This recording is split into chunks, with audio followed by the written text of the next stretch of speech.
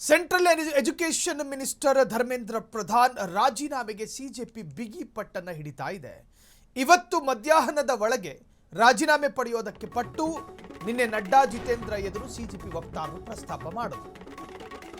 Dharmendra Pradhan central education minister CJP ಒಂದು deadline ಕೊಟ್ಟಿದೆ, ಇವತ್ತು ಮಧ್ಯಾಹ್ನದ ಒಳಗೆ ರಾಜೀನಾಮೆ ಕೊಡಬೇಕು.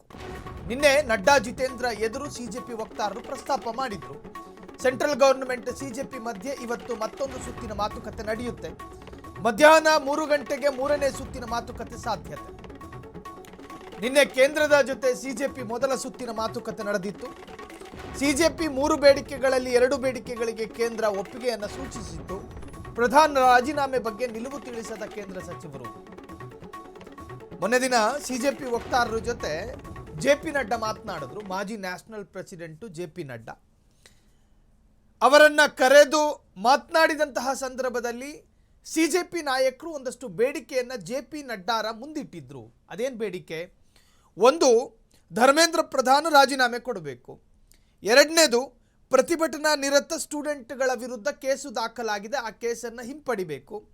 ಮೂರನೆಯದು, ನೀಟ್ ಪರೀಕ್ಷೆ ಅಥವಾ ಪ್ರಶ್ನೆ ಪತ್ರಿಕೆ ಸೋರಿಕೆ ಬೆನ್ನಲ್ಲೇ ವಿದ್ಯಾರ್ಥಿಗಳು ಆತ್ಮಹತ್ಯೆ ಮಾಡ್ಕೊಂಡಿದ್ದಾರೆ, ಅವರ ಕುಟುಂಬಕ್ಕೆ 1 ಕೋಟಿ ಪರಿಹಾರ ಕೊಡಬೇಕು. ಈ 3 ಆಗದ ಹೊರತು ನಮ್ಮ ಪ್ರತಿಭಟನೆಗಳನ್ನು ಜಂತರ್ ಮಂತರ್ನಿಂದ ತೆರವು ಮಾಡೋದಿಲ್ಲ. ಸಿಜೆಪಿಯ ವಕ್ತಾರ ಸೌರಭ್ ನೇರಾನೇರವಾಗಿ ಜೆಪಿ ನಡ್ಡಾರ ಮುಂದೆ ಬೇಡಿಕೆಯನ್ನಿಟ್ಟಿದ್ದ. ಈ ಬೇಡಿಕೆಗಳಿಗೆ ಕೇಂದ್ರ ಬಿಜೆಪಿ ನಾಯಕರು ಸಮ್ಮತಿ ಸೂಚಿಸಿದ್ರ ಅಂತ ಕೇಳಿದ್ರೆ ಸೂಚಿಸಿದ್ದಾರೆ, ಆದರೆ 2 ಬೇಡಿಕೆಗೆ ಮಾತ್ರ. ಯಾವ್ಯಾವ ಬೇಡಿಕೆಗೆ? ವಿದ್ಯಾರ್ಥಿಗಳ ವಿರುದ್ಧದ ಕೇಸು ದಾಖಲು ವಿಚಾರ ನಾವು ನೋಡ್ಕೋತೀವಿ, ಲಾ ಆ್ಯಂಡ್ ಆರ್ಡರ್ನಲ್ಲಿ ಒಂದು ಸಣ್ಣ ಬದಲಾವಣೆಯನ್ನು ತರ್ತೀವಿ, ಸ್ಟೂಡೆಂಟು ಅನ್ನೋ ಕಾರಣಕ್ಕೆ ಒಂದು ಸಣ್ಣ ಎಕ್ಸ್ಕ್ಯೂಸ್ಗಳನ್ನು ಕೊಡ್ತೀವಿ ಅನ್ನುವಂಥ ಭರವಸೆ.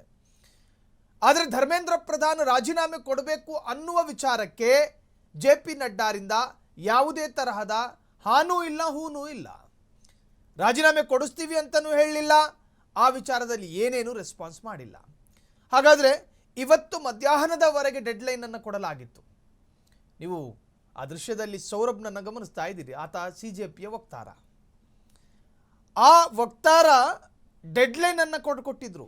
ಇವತ್ತು ಮಧ್ಯಾಹ್ನದ ಒಳಗೆ ಒಂದು ಸಣ್ಣ ಹಿಂಟ್ ನಮಗೆ ಸಿಗಬೇಕು. ಮೊನ್ನೆ ದಿನ ಕೇಂದ್ರ ಗೃಹ ಸಚಿವರು ಅಮಿತ್ ಶಾ ಧರ್ಮೇಂದ್ರ ಪ್ರಧಾನ್ ರವರನ್ನು ಪ್ರತ್ಯೇಕವಾಗಿ ಭೇಟಿ ಮಾಡಿ ಒಂದು ಸುತ್ತಿನ ಮಾತುಕತೆಯನ್ನು ಕೂಡ ನಡೆಸಿದ್ದಾರೆ. ಈ ಎಲ್ಲ ಡೆವಲಪ್ಮೆಂಟ್ಗಳನ್ನು ಗಮನಿಸ್ತಾ ಇದ್ರೆ ಇವತ್ತೊಂದು ಸಣ್ಣ ಪೊಲಿಟಿಕಲ್ ಡೆವಲಪ್ಮೆಂಟ್ ಆದೀತು ಅನ್ನೋ ಚರ್ಚೆಗಳು ಕೂಡ ನಡೀತಾ ಇದೆ. ಒಟ್ಟಾರೆ ಸಿಜೆಪಿ ವಕ್ತಾರರು ಇಟ್ಟಿರುವಂತಹ ಬೇಡಿಕೆಯನ್ನು ಕೇಂದ್ರ ಸರ್ಕಾರ ಈಡೇರಿಸುತ್ತಾ ಅಥವಾ ಮತ್ತೆ ಭುಗಿಲೇಳುತ್ತಾ ಸಿಜೆಪಿ ಪ್ರೊಟೆಸ್ಟ್? ಇನ್ನು ಮುಂದಿನ ಡೆವಲಪ್ಮೆಂಟ್ಗಳನ್ನು ಗಮನಿಸಿ ನೋಡಬೇಕಾಗಿ ಬರುತ್ತೆ. ಮಧ್ಯಾಹ್ನ 3 ಗಂಟೆಗೆ ಮೂರನೇ ಸುತ್ತಿನ ಮಾತುಕತೆ ಸಾಧ್ಯತೆ. ಒಟ್ಟಾರೆ ಆ ಮಾತುಕತೆಯಲ್ಲಿ ಏನಾಗಬಹುದು ಅನ್ನುವಂತಹದೇ ಅತ್ಯಂತ ಕೌತುಕ. ಸೊ ಇವೆಲ್ಲವನ್ನ ಗಮನಿಸ್ತಾ ಇದ್ರೆ ಎಲ್ಲ ಒಂದು ಕಡೆ ಇವತ್ತು ಬಹುದೊಡ್ಡ ಪೊಲಿಟಿಕಲ್ ಬದಲಾವಣೆ ಆಗಬಹುದು. ಜಂತರ್ ಮಂತರ್ನಲ್ಲಿ ಪ್ರೊಟೆಸ್ಟ್ ಇನ್ನೂ ಪರಿಪೂರ್ಣವಾಗಿ ನಿಂತಿಲ್ಲ. ಸೋನಮ್ ವಾಂಗ್ಚುಕ್ ತನ್ನ ಸೆಲ್ಫ್ ಹರತಾಳ್, ಸ್ವಯಂ ಆತ ದಂಡಿಸಿಕೊಂಡು ಹರತಾಳ್ ಮಾಡ್ತಾ ಇದ್ರು, ಪ್ರೊಟೆಸ್ಟ್ ಮಾಡ್ತಾ ಇದ್ರು, ಸತ್ಯಾಗ್ರಹ ಮಾಡ್ತಾ ಇದ್ರು, ಅದಕ್ಕೂ ಕೊನೆಯಾಗಿದೆ. ಆದರೆ ಜಂತರ್ ಮಂತರ್ನ ಪ್ರೊಟೆಸ್ಟ್ ಇನ್ನೂ ಕೂಡ ನಿಂತಿಲ್ಲ.